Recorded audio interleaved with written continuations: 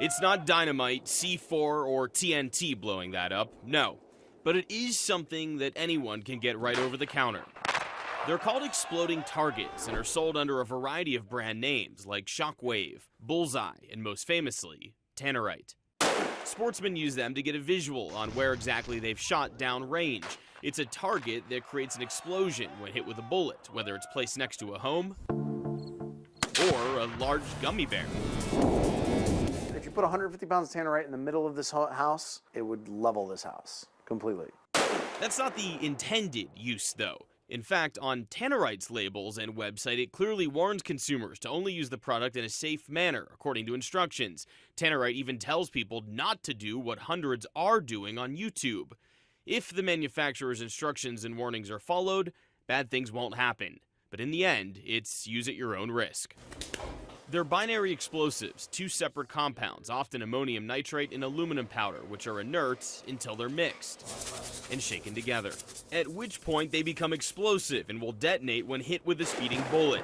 Some states require a permit to handle them after they become explosive, but in Pennsylvania, they're legal before and after targets are mixed, no permit needed.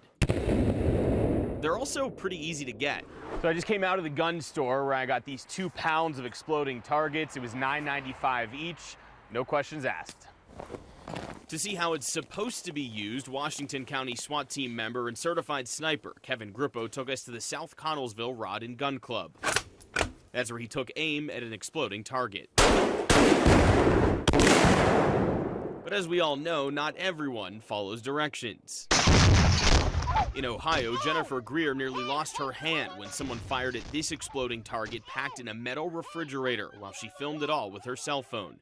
In 2013, she filed a federal lawsuit against an exploding target company, claiming H2 Targets knew or should have known that their exploding rifle targets were commonly used by consumers to create bombs, similar in nature to IEDs that have the potential to severely injure individuals exposed to the supersonic exploding fragments. H2 Targets denied that allegation.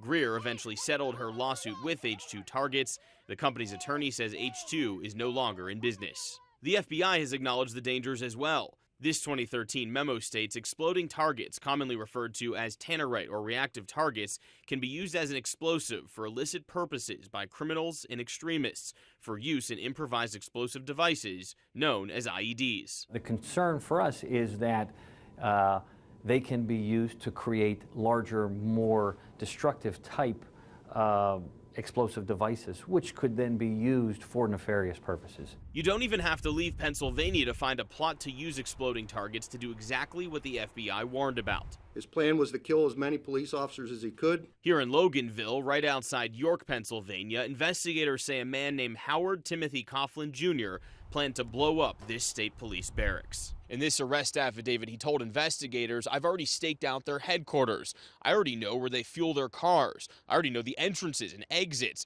I'm building explosives and bombs. You can take a simple propane tank and put Tannerite binary explosive on it and strap nails and make an IED. And this state police barracks is right next to a playground and several businesses." It's also near several homes. Linda Arnold frequents the house across the street. It was scary because you don't really think that people are going to do that kind of stuff. Coughlin told investigators he also planned to kill his ex-girlfriend and rig his home with explosives. "I'm going to set it off, and that's why I need a 1,700 foot per second bullet or better, because that's what sets off the Tannerite. So I'm planning on going to war," Coughlin said, according to the affidavit. You can take a simple propane tank and put nuts and bolts or nails on it and put Tannerite on it that you can go and buy right at Cabela's or Dick's.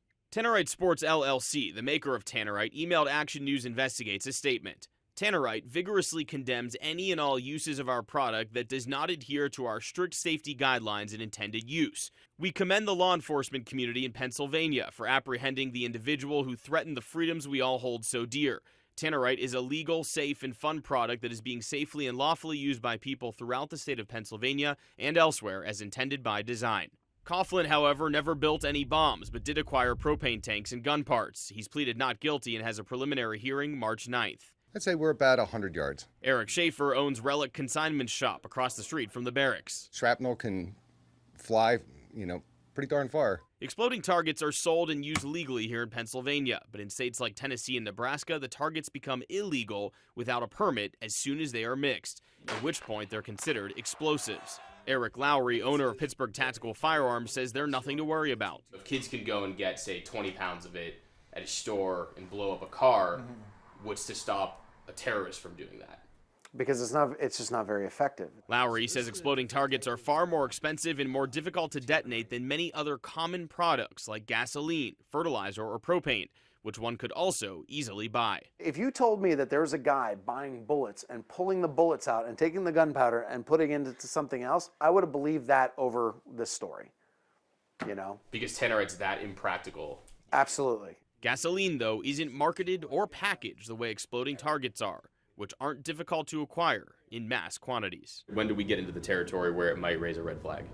You know, that's a good question, and clearly 50 pounds of exploding targets is a pretty devastating explosion.